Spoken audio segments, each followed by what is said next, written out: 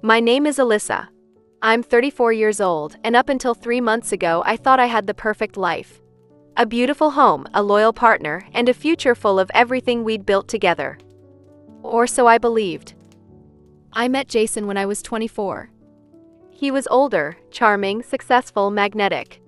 He walked into the bookstore where I worked, asked for help finding a gift for his sister, and left with my number instead. Within a week, we were inseparable. Within a year, we were living together. By year 2, I had left my job to help him manage his small but promising real estate business. Jason always said we were a team. "We're building this life together," he'd whisper, usually after midnight, when our apartment was silent and my guard was down. And like the hopeless romantic I was, I believed him.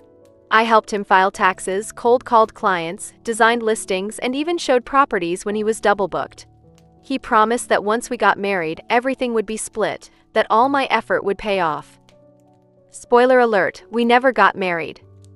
Every time I brought it up, he'd say soon. Or, why ruin something that works? And for a while, I let it go. I was in love, we were growing, and I convinced myself that love was enough. It wasn't.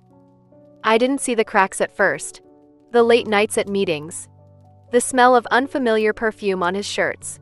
The way his phone never left his hand, not even in the shower. I was busy. I was tired. I was hopeful. And that made me blind. Until one night I wasn't. It was a Thursday. I was up late finishing a marketing packet for one of his big listings when I got an email, accidentally forwarded from his work account. It wasn't work. It was a hotel confirmation. 2 guests. Ocean view suite. Champagne package included. My name wasn't on the booking. At first, I thought it was a mistake. A client's? A gift? I clicked further. It wasn't a mistake. It was a reservation, for Jason and someone named Danielle, 3 days from now. In a town he told me he was traveling to for a real estate conference. I stared at the screen, breath caught in my throat. My hands were shaking, heart racing, but I didn't cry. I didn't even scream. I just closed the laptop. And I started planning. I didn't confront him that night. I didn't throw the laptop or demand an explanation. That would have given him time to prepare, to gaslight me, to twist the truth the way he always did. No. I needed something bigger than screaming. I needed a plan. The next morning, I kissed him goodbye like always. Made him coffee. Packed his lunch. Wrote him a stupid little note with a heart drawn at the end, like I always did. His smile was so smug. I almost slapped it off his face. Instead, I smiled back. Once he left, I opened a new browser tab and started researching. How to protect yourself legally in a long-term domestic partnership. How to hide money your partner doesn't know you have. How to disappear. For the next 3 days, I turned myself into a ghostwriter of revenge. I dug through every receipt, every email, every account I had access to. And since I was part of the business, I had access to everything. Turns out, Danielle wasn't the only one. There were emails to Rebecca, Lacey, Tina. Half were clients, the other half? Women he met at events. Flights. Dinners. Gifts. I found a jewelry receipt for a bracelet I never got. He'd spent nearly $8,000 in the past 6 months alone, on women who weren't me. I took screenshots of everything. Labeled folders. Printed records. Sent copies to a backup email and hid a USB drive in a Ziploc bag under a loose floorboard in our closet. Just in case. And then, I visited a lawyer. Not just any lawyer. His old law school friend Naomi, who'd always liked me more. She took one look at the folder I brought and said, "You have more than enough for financial misconduct, breach of fiduciary duty, and unjust enrichment." I didn't even know what that meant. She smiled. "It means you helped build this business. It's yours too, whether he likes it or not." I nodded. What if I told you I wanted out, but I wanted him to suffer first? She closed the file and leaned back in her chair. "I'm listening." Jason left on Friday morning. He was wearing his favorite navy blazer, the one I bought him for his birthday 2 years ago, and the same one I'd seen on his hotel's romantic getaway package photo. He kissed me on the forehead before leaving and said, "Be good while I'm gone." I nodded, smiling like the good little idiot he thought I still was. The second the door shut, I went to work. First, I called Naomi, my lawyer, and confirmed she had all the documents. She'd already drawn up a petition for a legal claim against the business assets. While we weren't married, I'd helped run his company for years, and she said the paper trail proved I had rights. Second, I called my brother, Adam. He showed up an hour later with a rental van and an empty stomach. I fed him pizza and told him everything. He blinked. He cheated on you with multiple women, and you still made him lunch? I smirked. Don't worry. I spit in his sandwich. We laughed, but it wasn't happy. It was tired and bitter and full of fury. We started packing. Anything that was mine, clothes, keepsakes, books, photos, went into boxes. I took my mother's jewelry, my laptop, my notebooks, all the things I brought into this life and all the things I earned. But I didn't stop there. I also took the client files I built, the listing templates I wrote, the marketing designs I made. I copied everything to a separate drive and left the originals untouched. I wanted to see if he'd even notice. Third, I opened the new business account Naomi helped me set up and transferred my share of the incoming revenue. Legally, I had a right to it. Naomi made sure of that. By midnight, everything I owned was gone. By morning, I was gone too. I left a single envelope on the kitchen counter. Inside was a handwritten note. You should have married me when you had the chance. You should have respected me when I made you money. You should have never mistaken silence for weakness. I hope Danielle likes ramen noodles. Alyssa. Then I turned off my phone and walked into my new life like I was born for it. Jason returned Sunday night. I know this not because I saw him, but because Naomi did. She'd instructed the court to serve him a cease and desist the second he landed. The documents were waiting at his door, right next to my goodbye note. He called me 13 times. I didn't answer. I watched his messages flood in on my backup phone instead. Alyssa, what the hell is going on? Where are you? Why are there legal papers on my door? You took my files? Are you serious? This is insane. Call me. By Monday morning, his business accounts were partially frozen.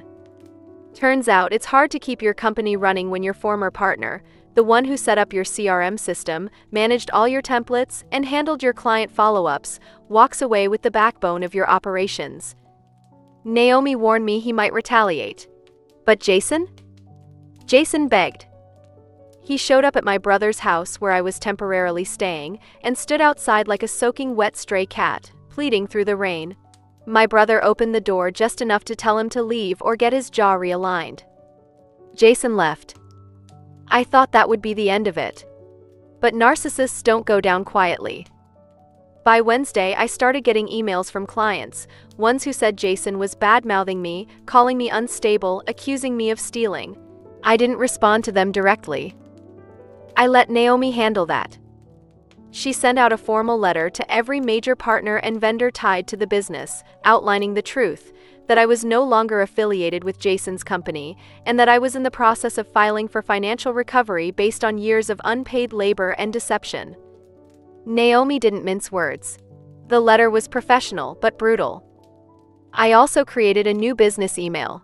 Quietly, privately, one client reached out and said, "If you ever go solo, I'd follow you in a heartbeat." I didn't answer. But I smiled. By the end of that week, Jason was unraveling.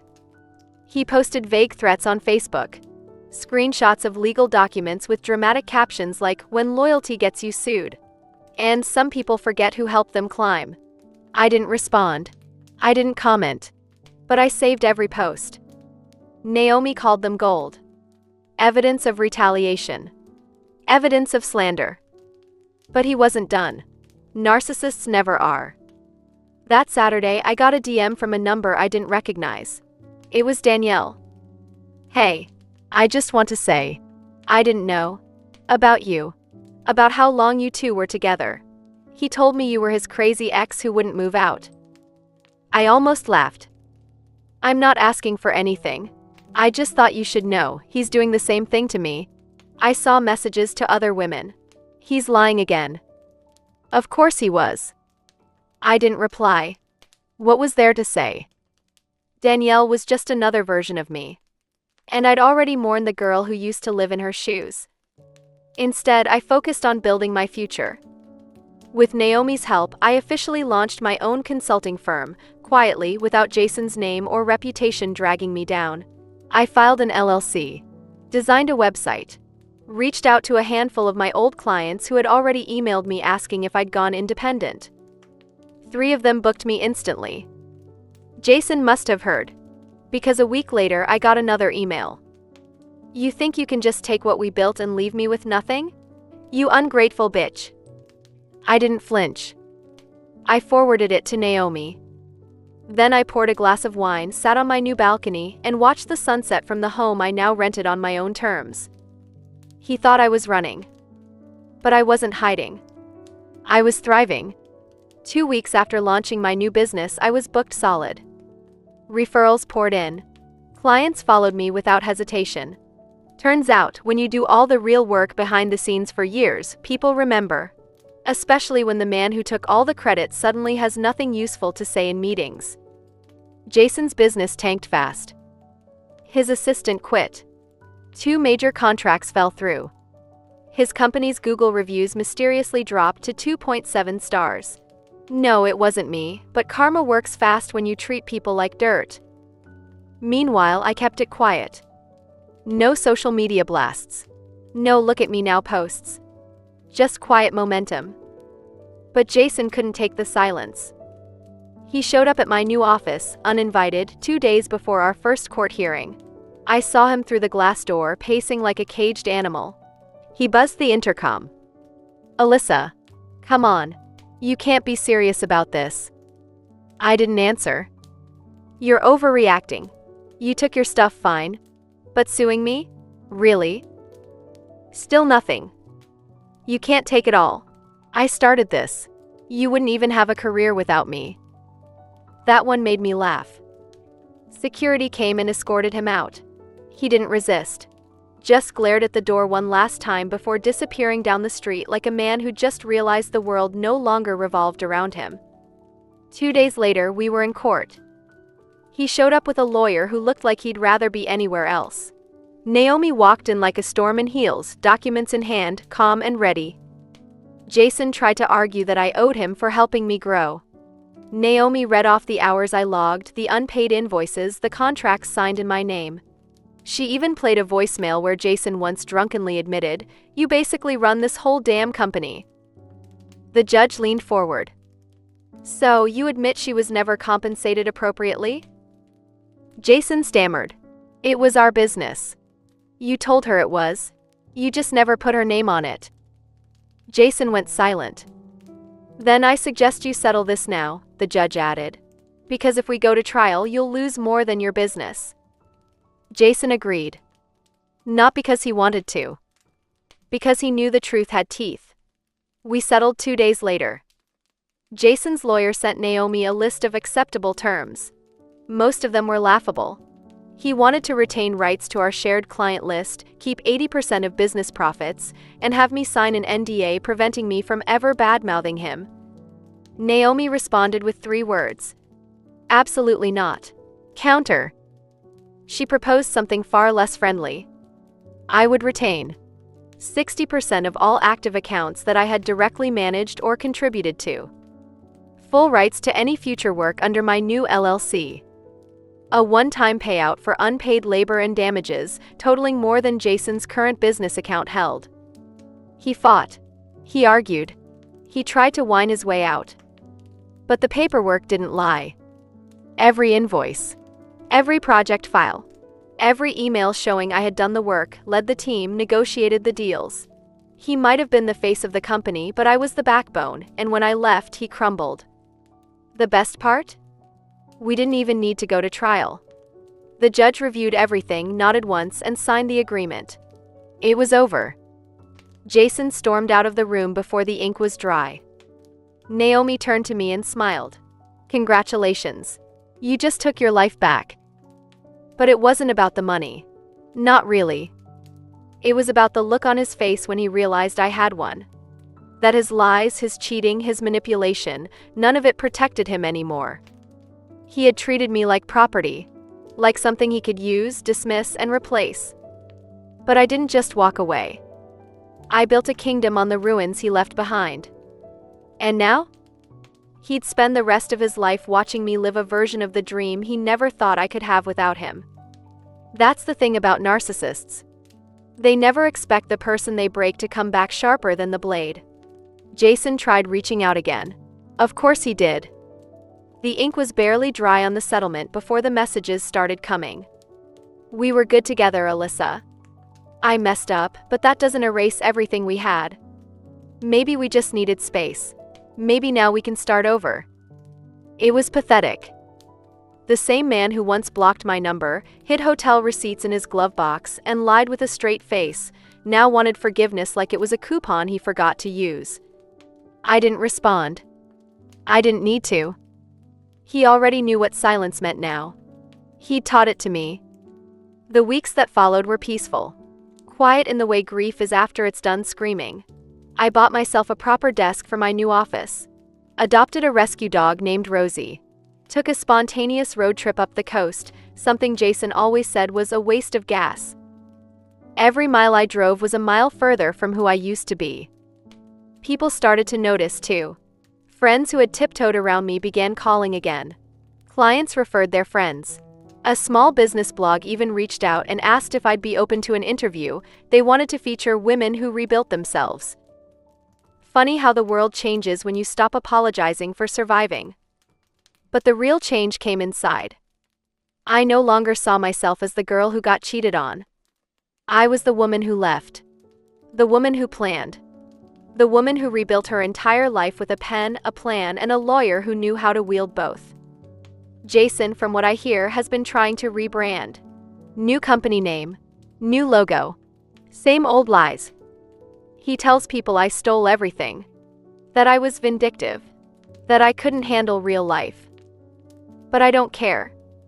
Because I know the truth. And now so do the people who matter. And Jason? He'll be stuck telling the same story to whoever's willing to listen, over and over, while I live a new one every day. 3 months after the settlement, my business doubled. Not figuratively, literally. New clients. New contracts. A partnership offer from a firm that once refused to even take my calls when I worked under Jason's name. Now they wanted to collaborate. Now I was the one turning people down. I had an office with a view. A website that featured glowing testimonials. A schedule so packed I actually had to hire help. And for the first time in 10 years, I had peace. No checking phones behind my back. No fake conference calls at midnight. No watching someone else take credit for my blood, sweat, and creativity. I was the name on the contract now.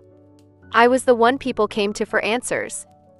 Jason faded into the background like a watermark on old paper. I still heard whispers, stories from friends of friends, updates I never asked for but somehow always arrived. He'd been rejected from 3 business grants. His company was under IRS review. Daniel? Long gone. Moved out 2 months after the truth came out. Apparently, she found his tears less convincing once the money dried up.